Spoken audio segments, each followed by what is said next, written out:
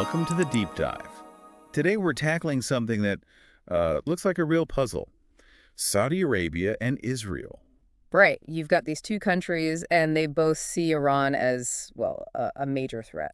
Exactly. So the obvious question is, why aren't they, openly working together? Why no public alliance? Yeah. It seems logical on the surface, doesn't it? But the reality, as always, is much more complicated. Yeah, we've been digging into this, looking at sources like Saudi-Israeli relations, the Iran factor, and Palestine. A good starting point. Our mission here is really to unpack why there's no public alliance despite that shared threat. We want to understand the sort of key things holding it back. Okay, let's do it. So where do we start? I guess the elephant in the room is Palestine. Absolutely fundamental. You can't understand Saudi policy without it. I mean, Saudi Arabia sees itself as maybe the leader of the Islamic world. Because of Mecca and Medina. Exactly. Being the custodian of Islam's holiest sites gives them immense religious legitimacy, but also a sense of responsibility. A responsibility towards Muslim causes everywhere. And the Palestinian cause is central to that, historically. Hugely central. You look at the Organization of Islamic Cooperation, where the Saudis have massive influence. It's always championed Palestinian rights, Palestinian statehood. So if they just suddenly normalize ties with Israel openly, without some kind of resolution for Palestine, it would look like a betrayal to their own people, potentially, and definitely to the wider Arab and Muslim world. It undermines that leadership role they value so much. Right. So they're walking a tightrope.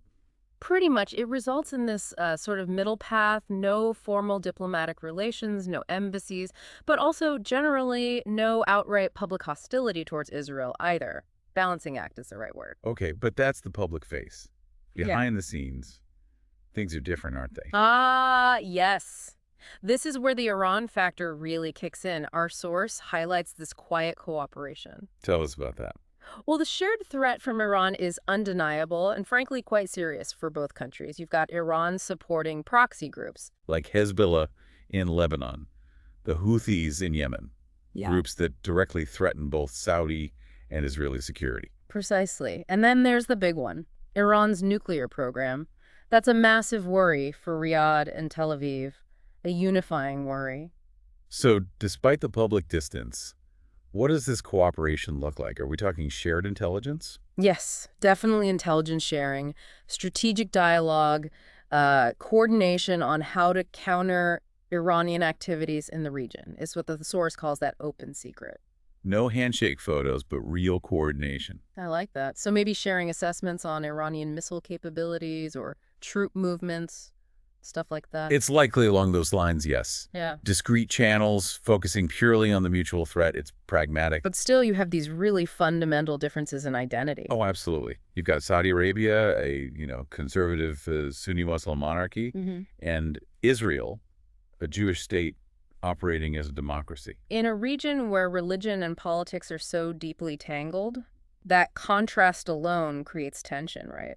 How do you pursue closer ties, even quiet ones, with Israel without undermining your own religious legitimacy at home? Which brings us to the Abraham Accords in 2020. That felt like a potential game changer. It really was. Seeing neighbors like the UAE and Bahrain normalize relations with Israel, well, it definitely shifted the regional conversation. Put pressure on others, perhaps? And Saudi Arabia seemed to be seriously considering it. There were talks in 2023 with U.S. involvement. Yes, things seem to be moving in that direction. There was definite momentum towards some kind of Saudi-Israeli normalization deal, likely tied to a U.S. security pact for the Saudis. But then, violence flared up again in Gaza. Right. And that put everything on pause. The political climate just wasn't right anymore, especially with the Palestinian issue thrust back into the spotlight so intensely. So is the door closed now? I don't think so. The source suggests it's more a case of Saudi Arabia biding its time, waiting for conditions to change, maybe waiting for progress on the Palestinian front or a different regional dynamic. The underlying logic, the shared threat from Iran, hasn't gone away. Okay, so let's quickly summarize. The core tension is? It's that shared strategic imperative to counter Iran pushing them together versus the massive political and religious obstacle of the Palestinian issue keeping them publicly apart. Plus the fundamental identity differences we mentioned. Exactly. So while you won't find a signed treaty or ambassadors anytime soon, They are, in effect, strategic partners on key security issues.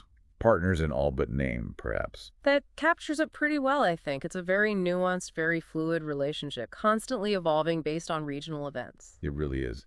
Okay, so here's something to leave you, our listener, thinking about. Given this quiet alignment driven by the Iran threat, what kind of future event, or maybe what shift in the region, could actually push Saudi Arabia and Israel towards that final step open, public normalization? What might be the trigger? A fascinating question to ponder. Indeed. Thanks for joining us for this deep dive.